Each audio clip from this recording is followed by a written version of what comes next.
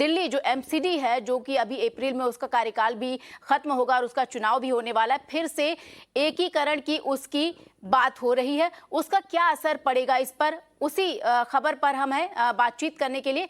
और फिर से हमारी मेहमान रीना ढाका हमारे साथ जुड़ गई हैं, फैशन डिजाइनर हैं। हाँ रीना जी, अपनी आप बात जारी रखिए। जी मैम, मैं ये कहूंगी कि देखिए इस टाइम दिल्ली में इतना बुरा हाल है। दिल्ली की जो मेन आर्टरीज हैं, जिसके बिना हम इधर से उधर कहीं भी नहीं जा पाते हैं, हमारा सारा काम, हमारी अपॉइंटमेंट, सब हमारी लाइफ हिली हुई है इस टाइम, क्योंकि वो मेन आर्टरीज जो हैं उन्होंने ऑलरेडी इतनी पतली हैं, ऊपर से उन्हें खोद दिया है। फिर खोदने के बाद ना वहां कोई वर्कर है ना कोई काम कर रहा है। और जैसे वो कह रहे हैं कि नॉर्थ दिल्ली में हम भी एक बहुत बड़े सुअर को देखते हैं, बहुत सैड बात है हमारे लिए, जो कि एक गाजियाबाद या जिसको गांधीनगर कहा जाता है, वहां पर आप देख नहीं पाएंगे क्या हालत है वहां पर सुएज की, कि वो एक जैसे एक नदी है काली सुएज की। और अब गर्मियां आ रही हैं, उन्हीं पर बेचारे जो रहने वाले लोग हैं वहां बच्चे खेलते हैं। It is I think a shame on our city कि हम एज ह्यूमन बींग्स उस शहर में, इस जगह में सिर्फ एमसीडी की गलतियों के कारण सर्वाइव कर रहे हैं। हम कैसे कर रहे हैं हमें खुद ही नहीं मालूम।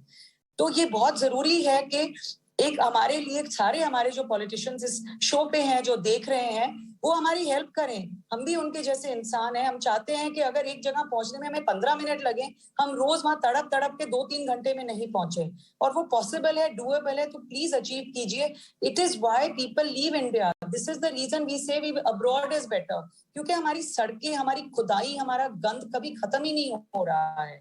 प्लीज, आई थिंक जी रीना जी हमारे साथ जुड़े रहिए। बहुत ही अहम मुद्दा आपने उठाया कि और खास तौर पर ये बड़ा शहर ही नहीं बल्कि देश की राजधानी है, तो इसकी जिम्मेदारी और ज्यादा बढ़ जाती है, क्योंकि इसका जो चित्र है वो पूरे विश्व पटल पर पड़ता है। और अगर राजधानी दिल्ली की खस्ता हाल रहेगा, अगर राजधानी दिल्ली का, तो उसका क्या असर पड़ेगा ये निश्चित तौर पर सबके सामने। हमारे साथ एक और मेहमान जुड़ रहे हैं, KS मेहरा जी हैं, फॉर्मर कमिश्नर हैं एमसीडी दिल्ली के। मेहरा साहब, आपका शुक्रिया हमसे बातचीत करने के लिए। आपसे तो कुछ छुपा नहीं रह गया, चाहे जब मर्जर हुआ हो तब भी, उसके पहले की भी बात, और अगर मर्जर होने के बाद भी, यानी जब एकीकरण हुआ इसका, उसके भी आप गवाह हैं, और जब नहीं था तब भी जो अंदरूनी बातें वो सब आप जानते हैं। क्या लगता है कि एक बार फिर से अगर एकीकरण होगा तो क्या दिल्ली की तस्वीर बदल जाएगी? दिल्ली की तस्वीर एकदम बदल जाएगी जैसे ही एमसीडी को दोबारा से एक कर दिया जाएगा। उसके बहुत सारे कारण हैं।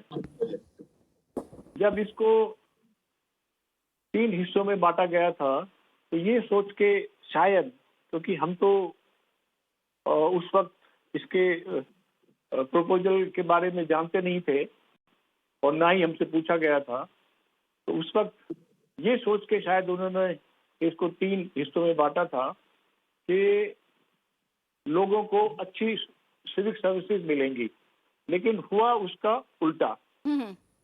और ये जो आर्गुमेंट है कि साहब डिसेंट्रलाइजेशन 3 करने से हो जाएगा, लोगों के पास नागरिक सुविधाएं नजदीक चली जाएंगी, ये एक भ्रम था।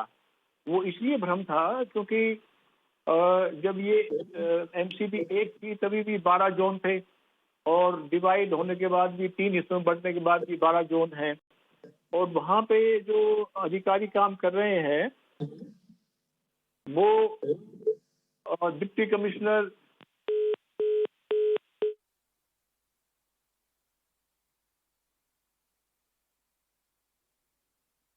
दोबारा से KS मेहरा साहब से जुड़ने की कोशिश करेंगे, और शायद उनकी आवाज़ हम तक नहीं पहुंच रही थी, कुछ तकनीकी खराबी थी।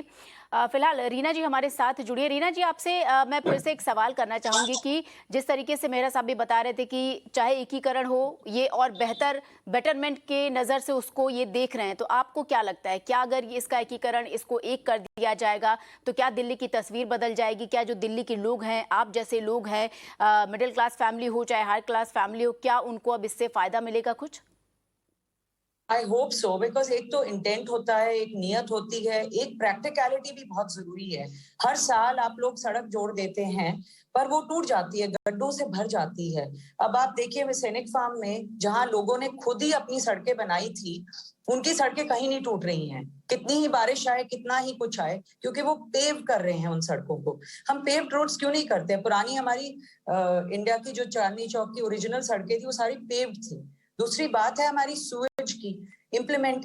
इंडिया में इतने परफेक्ट आर्किटेक्ट्स हैं, सारे यहाँ के अर्बन प्लानर्स हैं, उनके साथ बैठ के ये सूएज का सिस्टम क्यों नहीं रीवर्क कर सकते हैं? आजकल इतनी टेक्नोलॉजी है कि ये overlapping sewage, water wastage, leaking pipes, ये सब देख सकती है government. It's a very doable thing. ये लोग खर्चते हैं, पर प्रैक्टिकल एंगल से नहीं खर्चते हैं, क्योंकि कोऑर्डिनेशन नहीं है।